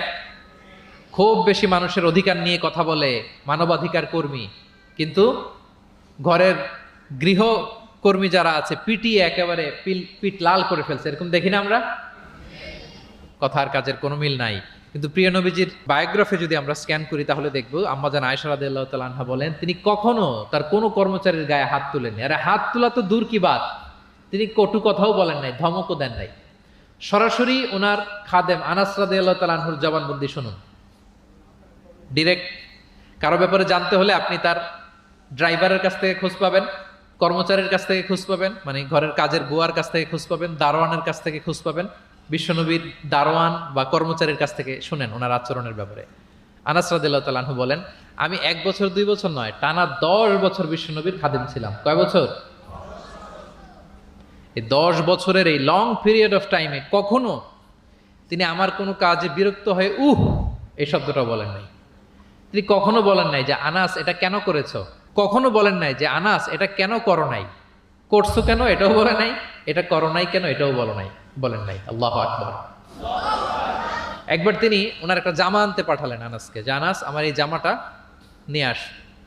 ছোট্ট আনাস আনতে যে মদিনার রাস্তায় দেখে যে বাচ্চারা খেলাধুলা করে, তো জামা আনার কথা ভুলে যে সেও বাচ্চাদের সাথে খেলা দেখতে আরম্ভ করছে। এখন আল্লাহ রাসূল সাল্লাল্লাহু আলাইহি ওয়াসাল্লাম অনেকক্ষণ বসে আছেন, কি আমার জামা তো আসে না, আনাসও আসে না, ঘটনা কি? আসে না। তিনি বললেন যে যাই, কি আর করা, নিজের জামা নিজেই নিয়ে আসি। বের হলেন, বের হয়ে দেখেন মদিনার এক গলির মধ্যে মদিনার অন্যান্য বাচ্চাদের সাথে প্রিয় নবীজির আনাস সেখানে দাঁড়িয়ে আছে। তিনি চোখ বড় করলেন না, চোখ লাল করলেন না, ধমক দিলেন না, শাসালেন না, উনিও আস্তে করে আনাস রাদিয়াল্লাহু তাআলা আনহুর পিছনে যে দাঁড়িয়ে রইলেন। এখন খেলা দেখে, এদিকে দেখে ওদিকে দেখে, দেখতে দেখতে হঠাৎ আনাস রাদিয়াল্লাহু দেখেন যে পিছনে কে দাঁড়িয়ে আছে? স্বয়ং প্রিয় নবীজি দাঁড়িয়ে আছে। উনি ভয় পেয়ে গেলেন। আল্লাহ রাসূল সাল্লাল্লাহু আলাইহি সাল্লাম আনাস রাদিয়াল্লাহু তাআলা আনহুকে কিছুই বললেন না, ধমক দিলেন না, শাসালেন না, পিট্টি দিলেন না, জাস্ট এ স্মাইল, শুধু একটা মুচকি হাসি দিলেন। কি দিলেন? আনাস রাদিয়াল্লাহু তাআলা আনহু বলেন, সেদিনের বিশ্বনবীর সেদিনের মুচকি হাসির শাসন মৃত্যুর আগ পর্যন্ত আমাকে সোজা পথে রেখেছেন। তাহলে প্রিয় বন্ধুরা, শাসন করতে জানলে বেদ দিয়ে শাসন করতে হয় না, গায়ে হাত তুলতে হয় না, ধমকাতে হয় না। শাসন করতে জানলে সামান্য একটা মুচকি হাসি দিয়ে শাসন করা যায়, ঠিক কিনা বলেন? কর্মচারীদের সাথে বিষ্ণু ইসলামের আচরণ ছিল ঠিক এমন। এবার আমরা দেখি স্ত্রীদের সাথে কেমন আচরণ করতেন তিনি। স্ত্রীদেরকেও তিনি আগে সালাম দিতেন। স্ত্রীদেরকে কি করতেন? আগে সালাম দিতেন। আমাদের মধ্যে একটা ভুল বোঝাবুঝি আছে, আমরা অনেক সময় মনে করি যে না, স্ত্রীদের হয়তো আগে সালাম দিতে হবে, স্বামীরা সালাম দিবে না, এরকম একটা টেন্ডেন্সি থাকে। এটা ভুল। সবাই সবাইকে আগে সালাম দেওয়ার একটা কম্পিটিশন আমাদের মধ্যে থাকতে হবে। সালাম মানে হচ্ছে শান্তি। সালাম মানে কি? শান্তি। আপনি যদি ঘরে শান্তি ঢুকাতে চান, আগে সালাম দিবেন। আমাদের ঘরটা, আমাদের প্রত্যেকের পরিবার, ঘর, সংসার, এটা শান্তিময় হোক। বলুন তো, আমরা চাই কি চাই না? তাহলে এই ঘরে আমরা সালাম ঢুকাবো। কি ঢুকাবো? আওয়াজ করে সবাই বলুন, কি ঢুকাবো? ঘরে যেই প্রথমে কি করব আমরা? ঘরে যেই আমরা সালাম দিয়ে ফেলবো, আসসালামু আলাইকুম। দেখবেন যে কোনো ঝগড়া নাই, কোনো অশান্তি নাই। অনেকে বলে যে হুজুর, ঘরের ভেতরে শুধু অশান্তি, অনেক অশান্তি, অনেক ঝগড়া। এরকম হয় আপনাদের? আপনাদের হয়? এর কারণ হচ্ছে শান্তির পয়গাম আমরা ঘরে ঢুকাই নাই। শান্তির পয়গাম আমরা ঘরে ঢুকাই নাই। ঘরে ঢুকে আমরা সালাম দিব। প্রিয় নবীজি আগে সালাম দিতেন। আম্মা জান আয়েশা বলেন যে অনেক চেষ্টা করেছি আমি দিব, লুকিয়ে থাকতাম মাঝে মাঝে, কিন্তু অনেক দূরে থেকে বিশ্বনবী বলে ফেলতেন আসসালামু আলাইকুম রাহমাতুল্লাহ। স্ত্রীদেরকে আগে সালাম দিতেন। মসজিদ থেকে, নামাজ থেকে বের হয়ে স্ত্রীদেরকে ঘর পর্যন্ত পৌঁছে দিতেন। ঘরের ছোটখাটো কাজে তিনি সহায়তা করতেন। নিজের জামা সেলাই করতেন, মাঝে মাঝে জামা থেকে, চুল থেকে উকুন বের করতেন, হাদিসে আছে। ছাগলের দুধ নিজে দহন করতেন, হাদিসে আছে। সাংসারিক কাজে সহযোগিতা করতেন এবং খুবই হৃদ্যতাপূর্ণ সম্পর্ক ছিল স্ত্রীদের সাথে। আম্মা জান আয়েশা রাদিয়াল্লাহু তাআলা আনহা কোনো পেয়ালার যেই জায়গা থেকে দুধ পান করতেন, ঠিক পেয়ালাটা নিয়ে ওই জায়গা থেকেই প্রিয় নবীজি দুধ পান করতেন। আম্মা জান আয়েশা রাদিয়াল্লাহু তাআলা আনহা কোনো গোশত বা হাড্ডি কিছু অংশ খেয়ে রেখে দিলে প্রিয় নবীজি ওইটা নিয়ে ওখান থেকে খাওয়া শুরু করে দিতেন। মাইমুনা রাদিয়াল্লাহু তাআলা আনহা এবং প্রিয় নবীজি, ওনার স্ত্রী আমাদের আম্মা জান, একই মগ দিয়ে, একই বালতি থেকে একসাথে শেয়ার করে গোসল করেছেন, হাদিসে এসেছে। কত মধুর সম্পর্ক ছিল। একবার আয়েশা রাদিয়াল্লাহু তাআলা আনহাকে নিয়ে তিনি একটা সফরে বেরিয়েছেন। মরুভূমির মাঝখানে পুরো কাফেলাকে তিনি ইনস্ট্রাকশন দিলেন, তাকাদ্দামু তাকাদ্দামু, মানে তোমরা এগো, সামনে আগো, সবাই সামনে যাও। পুরো কাফেলা সামনে চলে গেল। এবার মরুভূমির মাঝখানে কেউ নাই, প্রিয় নবীজি আর আয়েশা রাদিয়াল্লাহু তাআলা। আল্লাহ রাসূল সাল্লাল্লাহু আলাইহি ওয়াসাল্লাম বললেন যে আয়েশা, চলো আমরা একটু দৌড় প্রতিযোগিতা করি, দেখি কে কার আগে দৌড়াতে পারে। তো দুজনেই দৌড়ালেন। ওই সময়টাতে আম্মা জান আয়েশা রাদিয়াল্লাহু তাআলা আনহা বয়স কম ছিল, একটু গড়নে পাতলা ছিলেন। উনি দৌড়ে ফাস্ট হয়ে গেলেন, আগে চলে গেলেন। প্রিয় নবীজি পেছনে পড়ে রইলেন। ঠিক একই ঘটনার অবতারণা ঘটলো আরো কয়েক বছর পরে, আরেক সফরে। আবারও প্রিয় নবীজি সবাইকে বললেন তাকাদ্দামু তাকাদ্দামু, মানে পুরো কাফেলা সামনে যাও। কাফেলা আবার সামনে চলে গেল। মাঝরাতে প্রিয় নবীজি আবার আম্মা জান আয়েশাকে বললেন যে আয়েশা, চলো আজকেও আমরা একটু দৌড় প্রতিযোগিতা করি। কিন্তু কয়েক বছরের ব্যবধানে আম্মা জান আয়েশা রাদিয়াল্লাহু তাআলা আনহা তখন একটু হেলদি হয়ে গেছেন, আগের মতো আর জোরসে দৌড়াতে পারছেন না। ওই দিন প্রিয় নবীজি আম্মা জান আয়েশাকে পেছনে ফেলে তিনি সামনে চলে গেলেন। আম্মা জান আয়েশা রাদিয়াল্লাহু তাআলা আনহা পেছনে পড়ে রইলেন। তো প্রিয় নবীজি আয়েশা রাদিয়াল্লাহু তাআলা আনহাকে বলেন, ইয়া আয়েশা হাদিহি বিতিলকা সাবকা, ওই যে বছর কয়েক আগে তুমি আমাকে হারায় দিছিলে, আজকে তোমাকে হারায় দিলাম।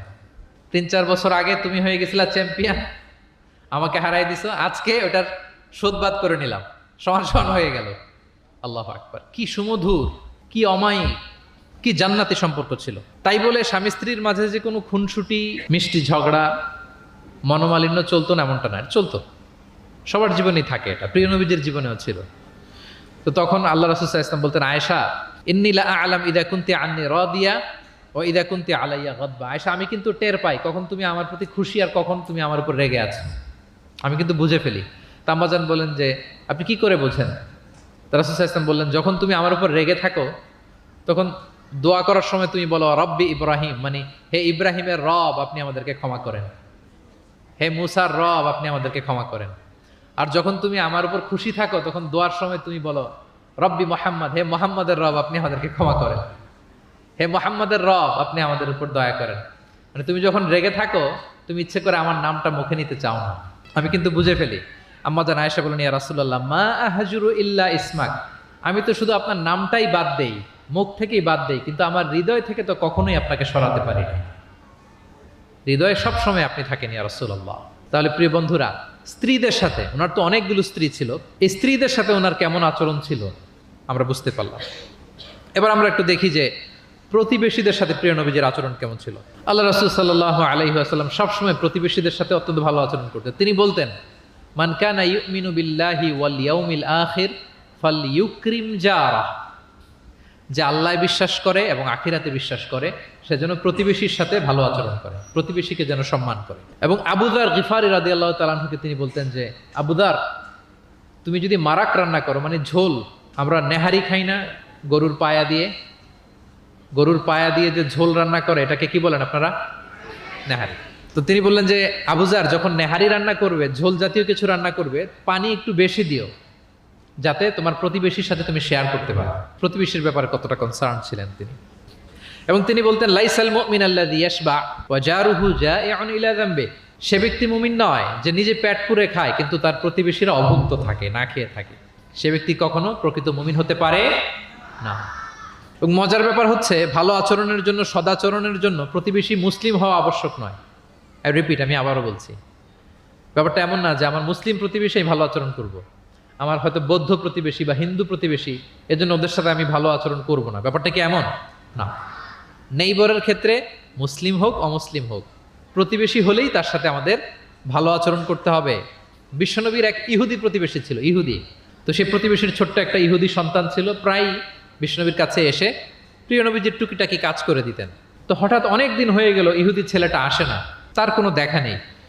প্রিয় নবীজি ভাবলেন হয়তো কোনো সমস্যা হয়েছে, তাকে দেখে আসে। তার বাড়িতে যেয়ে দেখলেন যে ছেলে বড্ড অসুস্থ, প্রচণ্ড অসুস্থ হয়ে কাতরাচ্ছে, বিছানায় শুয়ে আছে। রাসূল সাল্লাল্লাহু আলাইহি ওয়াসাল্লাম তার পাশে বসলেন, তার মাথায় হাত বুলিয়ে দিলেন এবং ইহুদি ছেলেটার দিকে তাকিয়ে বললেন, আসলিম, অর্থাৎ তুমি ইসলাম ধর্ম গ্রহণ করো। দেখেন প্রিয় নবীজির স্ট্র্যাটেজি, দেখেন এই ছেলের সাথে অনেক দেখা হয়েছে, প্রিয় নবীজির বাসায় এসেছে, কাজ করে দিয়েছে, কিন্তু এই ইহুদির বাচ্চাটাকে কখনো দিনের দাওয়াত তিনি দেন নাই। কেন? কারণ তিনি একটা ভালো সময়ের অপেক্ষা করতেছিলেন।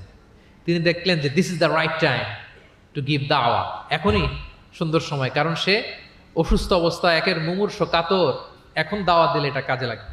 তিনি বললেন, আসলিম, ইসলাম ধর্ম গ্রহণ করো। তো পাশেই তার ইহুদি বাবা দাঁড়িয়েছিল। ফানাযারা ইলা ওয়াজহি আবি, এটা বলার সাথে সাথে ইহুদির ছেলেটা বাবার দিকে তাকালো যে দেখি বাবা কি বলে। তার বাবা, ইহুদি বাবা বলতে আরম্ভ করলো, আতি আবুল কাসেম, মানে আবুল কাসেম যা বলে তুমি তাই শোনো। প্রিয় নবীজির প্রথম সন্তান হচ্ছে কাসিম। আমাদের দেশে হয় না যে বড় মেয়ের নাম ধরেন যে সুমাইয়া, তো বলে যায় সুমাইয়ার বাবা, সুমাইয়ার বাবা বলে না। বা ধরেন যে ছেলের নাম, বড় ছেলে আব্দুল্লাহ, বলে যায় আব্দুল্লাহর বাবা কোথায়। তো আরবেও এই প্রচলনটা ছিল। রাসূল সাল্লাল্লাহু আলাইহি ওয়াসাল্লামের প্রথম সন্তানের নাম ছিল কাসিম, তো ফলে ওনাকে ডাকা হতো কাসিমের বাবা তখন পর্যন্ত, আবুল কাসেম, আবুল কাসেম। ইহুদি বলে, ছেলেটাকে বলে আতিয়া আবুল কাসেম, মানে আবুল কাসেম যা বলে তাই শোনো। এবার রাসূল সাল্লাল্লাহু আলাইহি ওয়াসাল্লাম দেখলেন যে এখনই তো সুযোগ, তিনি পড়তে আরম্ভ করলেন যে তুমি আমার সাথে সাথে পড়ো। এবার ছেলেটা পড়তে আরম্ভ করলো, আশহাদু আল্লাহ ইলাহা ইল্লাল্লাহ ওয়া আশহাদু আন্না মুহাম্মাদান আবদুহু ওয়া রাসূলুহু। রাসূল সাল্লাল্লাহু আলাইহি ওয়াসাল্লাম বের হয়ে আসলেন আর পড়তে আরম্ভ করলেন, আলহামদুলিল্লাহিল্লাযী আনকাযাহু মিনান নার, প্রশংসা সে আল্লাহর যে আল্লাহ তাআলা যে কিছুক্ষণ আগে জাহান্নামের পথযাত্রী ছিল তাকে এই শাহাদাতের মাধ্যমে মুহূর্তেই জান্নাতি বানিয়ে দিলেন। মুহূর্তেই এই ইহুদি ছেলেটাকে জান্নাতে বানিয়ে দিল কে? দেখেন প্রতিবেশীর সাথে প্রিয় নবীজির কেমন আচরণ, সবসময় প্রতিবেশীর খোঁজ রাখতেন।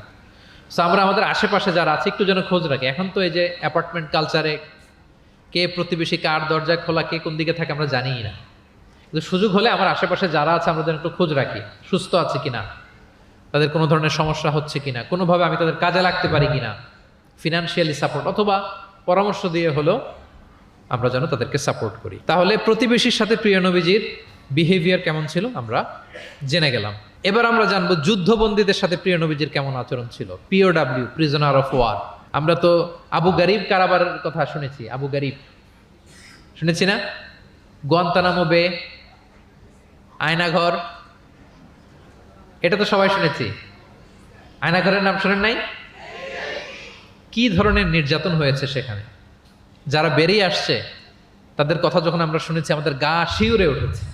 যুগে যুগে যুদ্ধবন্দীদের সাথে মানুষ কেমন আচরণ করতো। আয়নাঘরেরা তো আর যুদ্ধবন্দী না, এটা তো এদেশের স্বাধীন নাগরিকদের উপর জুলুম করা হয়েছে, অপারেশন চালানো হয়েছে। তো যুদ্ধবন্দীদের সাথে প্রিয় নবীজির আচরণ কেমন ছিল আমরা যদি একটু দেখি, কম্পেয়ার টু এই আবু গারিব, গুয়ান্তানামো বে, এই সমস্ত আয়নাঘরের যে ইনসিডেন্ট আমাদের সামনে আছে, এটাকে একটু সামনে রেখে যদি দেখি যে যুদ্ধে যদি কেউ বন্দী হতো প্রিয় নবীজির হাতে, উনি কি আচরণ করতেন। আমরা যদি বদরের যুদ্ধ শেষে যারা বন্দী হয়েছে তাদের ঘটনা দেখি, দেখবো যে প্রিয় নবীজি সাহাবীদের মাঝে তাদেরকে ভাগ করে দিয়েছেন এবং সব সাহাবীদেরকে এই যুদ্ধবন্দীদের সাথে ভালো আচরণের নির্দেশ দিয়েছেন। সাহাবারাও এই নির্দেশনা অক্ষরে অক্ষরে পালন করেছে। তারা তুলনামূলক কম দামি খাবারটা খেয়ে যুদ্ধবন্দীদেরকে দামি খাবারটা খাইয়েছে। সুবহানাল্লাহ। একটা ছোট্ট ঘটনা শেয়ার করলে বুঝতে পারবেন যে প্রিয় নবীজি যুদ্ধবন্দীদের সাথে কেমন আচরণ করতেন। সুমামা ইবনে উসাল রাদিয়াল্লাহু তাআলা আনহু, উনি ইয়ামামার অধিবাসী ছিলেন। আল্লাহ রাসূল সাল্লাল্লাহু আলাইহি সাল্লামকে অ্যাসাসিনেট করার জন্য, মানে গোপনে হত্যার জন্য তিনি মদিনায় এসে সাহাবীদের হাতে ধরা পড়েন।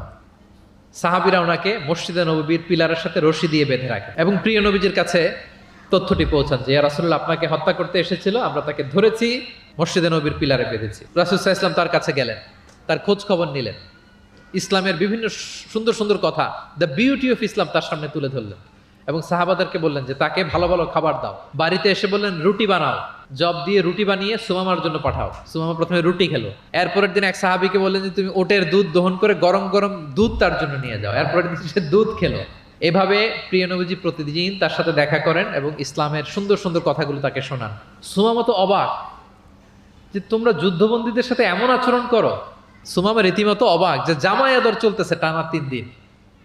আর রাসূল সাল্লাল্লাহু আলাইহি ওয়াসাল্লামের কাছে যখন ইসলামের বিভিন্ন বিষয়গুলো সে শুনতে শুনতে অবাক হয়ে ইসলামের প্রতি তিনি আকৃষ্ট হতে লাগলেন।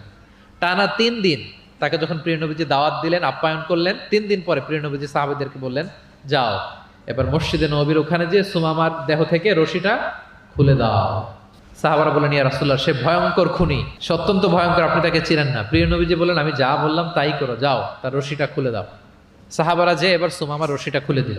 সুমামা তখন মসজিদ থেকে বের হয়ে মসজিদে নববীর পাশে একটা কুয়া ছিল, ওই কুয়ার ওখানে যে গোসল করলেন, গোসল করে অজু করে আসলেন।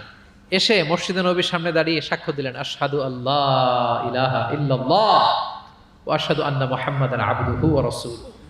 এবার তিনি বললেন, হে আল্লাহর রাসূল, আমি সাক্ষ্য দিচ্ছি আল্লাহ ছাড়া কোনো ইলাহ নেই এবং আপনি আল্লাহর প্রেরিত রাসূল।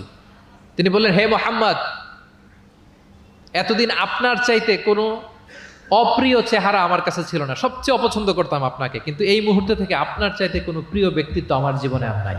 হে মুহাম্মদ, মদিনার চাইতে নিকৃষ্ট কোনো স্থান আমার কাছে ছিল না, কিন্তু আজ থেকে মদিনার চাইতে পবিত্র কোনো জায়গা আমার কলিজায় নাই। হে মুহাম্মদ, আজ পর্যন্ত ইসলামের চাইতে অপছন্দনীয় কোনো ধর্ম আমার কাছে ছিল না, কিন্তু এই মুহূর্ত থেকে ইসলামের চাইতে কোনো প্রিয় ধর্ম আমার কাছে না। আল্লাহু আকবার, আল্লাহু আকবার। যুদ্ধবন্দীদের সাথে বিষ্ণু ইসলাম কেমন আচরণ করেছেন। ঘোর শত্রু প্রিয় নবীজির ফলোয়ারে পরিণত হয়েছে, পরম বন্ধুতে পরিণত হয়েছে। সম্মানিত সুধী, এটা ছিল বিষ্ণু ইসলামের আচরণ যুদ্ধবন্দীদের সাথে। ভিক্ষুকের সাথে কেমন আচরণ করতেন। প্রিয় নবীজির একটা অভ্যাস ছিল, কেউ কিছু চাইলে না করতে পারতেন না। ওনার ডিকশনারিতে না ছিল না। কি ছিল না? সবাই বলুন, কি ছিল না? কেউ এসে কোনো ফরিয়াদি চাইবে, উনি বলবেন না, এটা উনি বলতে পারতেন। একবার ওনার কাছে মাত্র একটা জামা, কয়টা জামা? মাত্র একটা জামা। এক ফরিয়াদি এসে বললেন, ইয়া রাসূলুল্লাহ, আমাকে একটা জামা দেন। উনি তো না করতে পারেন না, ওইটাই খুলে দিয়ে দিলেন। এবার তো উনি পড়তেও পারেন না জামা, বাইরেও বেরোতে পারেন না, খালি গায়ে কি করবেন? আল্লাহ আয়াত নাজিল করলেন, ওয়াল্লাযীনা ইযা আনফাকু লাম ইউসরিফু ওয়া লাম ইয়াকতুরু ওয়া কানা বাইনা যালিকা কাওয়ামা। এর অর্থ হচ্ছে যারা দান করে, দান হওয়া উচিত এমন, কৃপণতাও করবে না আবার অতিমাত্রাও করবে না, মাঝামাঝি। তো বুঝাতে চাইলেন নবী, জামা যদি দুটো থাকতো তো একটা দিতেন, ছিল কয়টা? এটাই যে দিয়ে দিয়েছেন, এখন আপনি গায়ে রাখবেন কোনটা? আল্লাহু আকবার। কি রহমতের নবী, কি মায়ার নবী ছিলেন। না বলতে জানতেন না। এক নারী একটা চমৎকার চাদর বুনন করে সাজিয়ে প্রিয় নবীজির কাছে নিয়ে এসেছিলেন। তখন নবীজির জামা কাপড়ের খুব সংকট ছিল। ওই নারী এসে বলে, ইয়া রাসূলুল্লাহ, এটা উপহার হিসেবে আপনার কাছে এনেছি। প্রিয় নবীজি খুব খুশি হয়ে এটা গায়ে জড়ালেন, কারণ তখন জামা ছিল না খুব একটা। তো এই সুন্দর জামা দেখে এক সাহাবী এসে বলে, ইয়া রাসূলুল্লাহ, এই জামাটা আমাকে দেন। কি বলে? অন্য সাহাবারা রেগে গেলেন, এটা তুমি কাজটা ভালো করলে না, তুমি জানো যে নবীজির কাছে এখন জামা নেই, এটাই তুমি চাইলা। তখন প্রিয় নবীজি তো না করতে পারে না, ওই জামাটাই গা থেকে খুলে দিয়ে দিলেন। তো ওই সাহাবী বলে, তোমরা কি জানো আমি কেন চেয়েছি? কারণ এই জামাটা নবীজির গায়ে লেগেছে, আমি চাই এই জামা দিয়ে আমার কাফন দেয়া হবে। এবং ঠিকই ওই সাহাবীকে এই জামা দিয়ে কাফন দেয়া হয়েছিল। ভিক্ষুকের সাথে কেমন আচরণ! একবার তিনি চাদর পরিহিত অবস্থায় রাস্তা দিয়ে হাঁটছিলেন, এক ভিক্ষুক এসে ওনার গায়ের চাদর ধরে এমন জোরে টান মারলেন, গলিদুল হাসিয়া, ওই চাদরের এই পাশে ডিজাইন করা ছিল, প্রিয় নবীজির ঘাড়ের এদিকে চামড়ায় দাগ পড়ে গেল, তিনি ব্যথা পেলেন এবং বললেন, ইয়া মুহাম্মদ মুরলি মিন মালিল্লাহ, দাও কোষাগারে কি আছে ওখান থেকে আমার কিছু দাও। মানে এটিকেট জানে না, আদব নাই তার মধ্যে। আসছে ভিক্ষা করতে, আসছে কি করতে? ভিক্ষুকরা তো এমনি একটু অনুনয় বিনয় করে যে দেন, আমার কাছে কিছু নাই, দয়া করে দেন। তো সেটা না করে, অনুনয় না করে, সে আরো রাফ অ্যাটিটিউড করে এমন জোরে নবীজির চাদর ধরে টান দিলেন, ঘাড়ের এখানে চামড়ায় দাগ পড়ে গেল এবং বললেন যে, হে মোহাম্মদ দাও, কিছু দাও। রাসূল সাল্লাল্লাহু আলাইহি ওয়াসাল্লামের ওই যে হাতিয়ার, সবচেয়ে বড় হাতিয়ার কি ওনার? মুচকি হাসি। সবচেয়ে বড় হাতিয়ার কি? Just a smile. আবার একটা মুচকি হাসি দিলেন, দিয়ে পাশে যারা ছিল বললেন যে যাও বাইতুল মাল থেকে তাকে কিছু সম্পদ দিয়ে দাও। সুবহানাল্লাহ। একটা কঠিন সিচুয়েশন যখন আমরা রিঅ্যাক্ট করি, রেগে যাই, ফকির এসে যদি আপনার জামা ধরে টান দেয়, ওরা কি দিবেন? কি করবেন? মাইট দিবেন? বলে যে মাইট দিব। প্রিয় নবীজি মুচকি হাসি দিয়ে বলেন যাও তাকে দিয়ে দাও। তাহলে এভাবে তিনি ওনার অনুপম বিহেভিয়ার দিয়ে, আচরণ দিয়ে মানুষের হৃদয় জয় করেছেন। প্রিয় ভাইরা খেয়াল রাখবেন, কোমলতা দিয়ে যেটা জয় করা যায়, কঠোরতা দিয়ে সেটা করা যায় না। আপনার সফট বিহেভিয়ার দিয়ে you can win the heart of the people, মানুষের হৃদয় আপনি জয় করে ফেলবেন, যেমনটা প্রিয় নবীজি করেছেন। সব শেষ পয়েন্ট, শত্রুর সাথে কেমন আচরণ করতেন। খুবই কম হাদিসে পাওয়া যায় যে তিনি বদদোয়া করেছেন, very rare. Most of the time তিনি দোয়া করেছেন হেদায়েতের। কিসের দোয়া করেছেন? হেদায়েতের দোয়া করেছেন। সাহাবারা একবার বলেন, ইয়া রাসূলুল্লাহ, দাউস গোত্র খুব গাদ্দারি করেছে, একটু বদদোয়া করেন। হাত তোলেন। রাসূল হাত তুলে বদদোয়া না করে হেদায়েতের দোয়া করে দিলেন। বললেন যে আল্লাহুম্মা হদি দাউসান ওয়াতি বিহিম, আল্লাহ দাউসকে আপনি হেদায়েত দেন আর মুসলিম বানিয়ে আমার কাছে নিয়ে আসেন। ঠিকই প্রিয় নবীজির দোয়ার বরকতে দাউসের ৮০টা ফ্যামিলি মুমিন হয়ে কিছুদিন পরে প্রিয় নবীজির কাছে চলে এসেছে। আল্লাহু আকবার। সাকিব গোত্র হুনাইনের যুদ্ধে তীর মেরে মুসলমানদেরকে একেবারে শেষ করে দিচ্ছিল। সাকিফ, বনু সাকিফ। সাহাবারা আবার বলেন, ইয়া রাসূলুল্লাহ, হাত তোলেন, একটু বদদোয়া করেন, আল্লাহ যেন ওদেরকে ধ্বংস করে দেয়, আল্লাহ যেন ধ্বংস করে দেয়। রাসূল সাল্লাল্লাহু আলাইহি ওয়াসাল্লাম আবার দোয়া করলেন যে বাল আরজু আইয়ুখরিজাল্লাহু মিন আসলাবিহিম মান ইয়াবুদুল্লাহা ওয়াহদাহু ওয়া লা ইউশরিকু বিহি শাইআ। আমি তাদের হেদায়েতের জন্য দোয়া করি। আপনারা জানেন যে তায়েফের ময়দানে প্রিয় নবীজিকে পাথর মারা হয়েছে, জানেন? পাথর মারতে মারতে রক্তাক্ত করা হয়েছিল প্রিয় নবীজিকে, মাথা থেকে পা পর্যন্ত ব্লিডিং। সাথে ছিল যায়েদ বিন হারেসা রাদিয়াল্লাহু তাআলা আনহু, উনি প্রিয় নবীজিকে বাঁচাতে যে উনিও মাথায় আঘাত পেয়েছেন, ওখান থেকে ব্লিডিং। এক খ্রিস্টান দাস কিছু আঙ্গুর নিয়ে আসলো প্রিয় নবীজির কাছে, যে আপনি তো অসুস্থ, ক্লান্ত শ্রান্ত, এটা খান। প্রিয় নবীজি বিসমিল্লাহির রহমানির রহিম বলে আঙ্গুরটা নিল। ওই খ্রিস্টান দাসের নাম ছিল আদ্দাস। প্রিয় নবীজি যখন বললেন বিসমিল্লাহ, আদ্দাস বলে যে বিসমিল্লাহ, এটা আবার কোন শব্দ? এই তায়েফে আমি এতদিন ধরে আছি, কেউ তো খাবারের আগে বিসমিল্লাহ বলে না। মান আনতা, আপনি কে? তোর প্রিয় নবীজি বলেন ওমান আনতা, তুমি কে? তো আদ্দাস বলে আমি খ্রিস্টিয়ান স্লেভ, আমি একজন খ্রিস্টান দাস। তো রাসূল সাল্লাল্লাহু আলাইহি ওয়াসাল্লাম বললেন তোমার বাড়ি কই? বলে যে মিন আহলি নিনাবি, আমার বাড়ি ইরাক। তো রাসূল সাল্লাল্লাহু আলাইহি ওয়াসাল্লাম বললেন যেখানে ইউনুস নবীর বাড়ি। এবার খ্রিস্টান আরো অবাক যে আপনি ইউনুস নবীকেও চিনেন? রাসূল সাল্লাল্লাহু আলাইহি ওয়াসাল্লাম বললেন আরে চিনব না মানে, ইউনুস তো আমার ভাই, সেও নবী আর আমিও নবী। ইউনুস যে নবী ছিল আলাইহিস সালাম, এই নবুয়তির ধারাবাহিকতার এই চেইনটাকে পূর্ণতা দিতে আল্লাহ তাআলা আমাকে পাঠিয়েছেন, খাতামুন নবিয়্যিন, seal of the all prophets. Addas অবাক হয়ে গেল। আদ্দাস রাদিয়াল্লাহু তাআলা আনহু ঠিক ওই জায়গায় এই খ্রিস্টান বালক রাসূল সাল্লাল্লাহু আলাইহি ওয়াসাল্লামের কাছে শাহাদা পড়ে মুসলমান হয়ে গেল। পাহাড়রক্ষী ফেরেশতারা এসে বললেন, ইয়া রাসূলুল্লাহ, আপনি বলেন তায়েফের দুই দিকের পাহাড় চাপা দিয়ে এমন এক কলাপস করে দিব, পুরো তায়েফবাসী মেসাকার হয়ে যাবে। রাসূল সাল্লাল্লাহু আলাইহি ওয়াসাল্লাম বললেন না, তারা হয়তো ঈমান আনেনি, কিন্তু তাদের পরের জেনারেশন, তার পরের জেনারেশন, তাদের মধ্যে থেকে কেউ না কেউ থাকবে যারা পড়বে লা ইলাহা ইল্লাল্লাহ মুহাম্মাদুর রাসূলুল্লাহ। তাই হয়েছে। আমি গত সপ্তাহে উমরায় ছিলাম, একদিনের জন্য তায়েফ গিয়েছিলাম। মসজিদের অভাব নাই, ইসলামিক ইনস্টিটিউশনের অভাব নাই। প্রিয় নবীজির সেই দোয়া সত্যিই বাস্তবায়িত হয়েছে। তায়েফবাসী তখন ঈমান আনে নাই, কিন্তু এখন লক্ষ লক্ষ মুসলিম কালেমার পতাকাবাহী বীর সেনানী তায়েফের জমিনে আছে না নাই?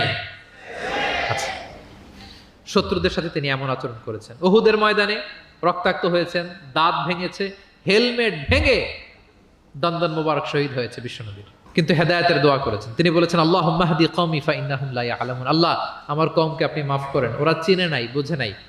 শুধু যে ক্ষমাই চাইছে আল্লাহর কাছে তা না, ওদের হয়ে এক্সকিউজ করতেছে। শুধু এতটুকু করলে হয়তো যে আল্লাহ ক্ষমা করে দেন, শুধু এতটুকুই না, আবার বলতেছে আল্লাহ ওরা বুঝে নাই। ছোট মানুষ ভুল করলে আমরা কি বলি যে কেন ভুলটা করছে, কারণ বুঝে, ওর হয়ে আমরা ওকালতি করি। তো প্রিয় নবীজি বলতেছেন আল্লাহ তাদেরকে হেদায়েত দেন আমার কওমকে, কারণ ফাইন্নাহুম লা ইয়ালামুন, আমি যে নবী তারা চিনে নাই, তারা আমাকে চিনে নাই, তারা বুঝতে পারে নাই। এভাবে আল্লাহ রাসূল সাল্লাল্লাহু আলাইহি ওয়াসাল্লাম শত্রুদের সাথে যুদ্ধের ময়দানে আচরণ করেছেন। যুদ্ধের ময়দানে প্রিয় নবীজির কঠোর নির্দেশনা ছিল, খবরদার কোনো নারীর গায়ে হাত তুলবে না, কোনো শিশুর গায়ে হাত তুলবে না, কোনো বিধর্মী পাদ্রীর গায়ে হাত তুলবে না, যুদ্ধ থেকে বিরত আছে, নিউট্রাল এমন কোনো মানুষের গায়ে হাত তুলবে না। আত্মসমর্পণ করে তোমাদের কাছে সিকিউরিটি চাচ্ছে, আত্মসমর্পণ করেছে, নিরাপত্তা চাচ্ছে, তাদের গায়ে হাত তুলবে না। ওই এলাকার গবাদি পশুর গায়ে হাত তুলবে না, কৃষিজ পণ্যকে ডিস্ট্রয় করবে না। যুদ্ধের ময়দানে এই নির্দেশনাগুলো বিষ্ণু ইসলাম দিয়েছেন, এবং এগুলোর কারণেই শত্রুরাও বিষ্ণু ইসলামের বন্ধুতে পরিণত হয়েছেন।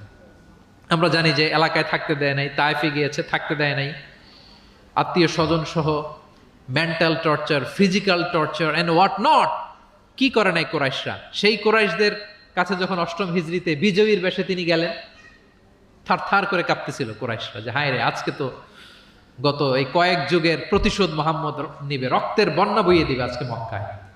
কিন্তু সবার দিকে তাকিয়ে বিশ্বনবী কি বললেন, লা তাসরিবা আলাইকুমুল ইয়াউম ইযহাবু ফাআনতুমুত তালাকা, যাও আজকে ক্ষমা করে দিলাম। ভাই ভাইয়ের সাথে যে আচরণ করবে আজকে আমি তোমাদের সাথে ওই আচরণ করব। সুবহানাল্লাহ।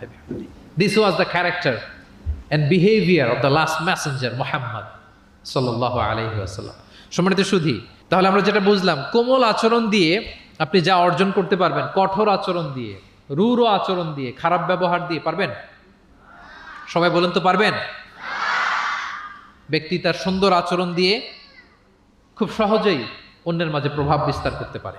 আমরা দেখেছি যে প্রিয় নবী শিশুদের সাথে, নারীদের সাথে, বন্ধুর সাথে, শত্রুর সাথে অমায়িক আচরণ করেছেন। এক্সাম্পলারি বিহেভিয়ার, অমায়িক আচরণ। আমরা যেন সেই আচরণের অধিকারী হতে পারি, আমরা যেন সেই ব্যবহারের অধিকারী হতে পারি। প্রিয় নবীজি যেমনি তার কোমল আচরণ দিয়ে, মার্জিত, পরিশীলিত, অমায়িক, মাধুর্যপূর্ণ আচরণ দিয়ে মানব মণ্ডলীর হৃদয় জয় করেছেন, আমরাও যেন আমাদের আচরণকে সেভাবে পরিশীলিত করতে পারি। আল্লাহ তাআলা আমাদের সবাইকে কথাগুলো বোঝার ও আমল করার তৌফিক দান করুন।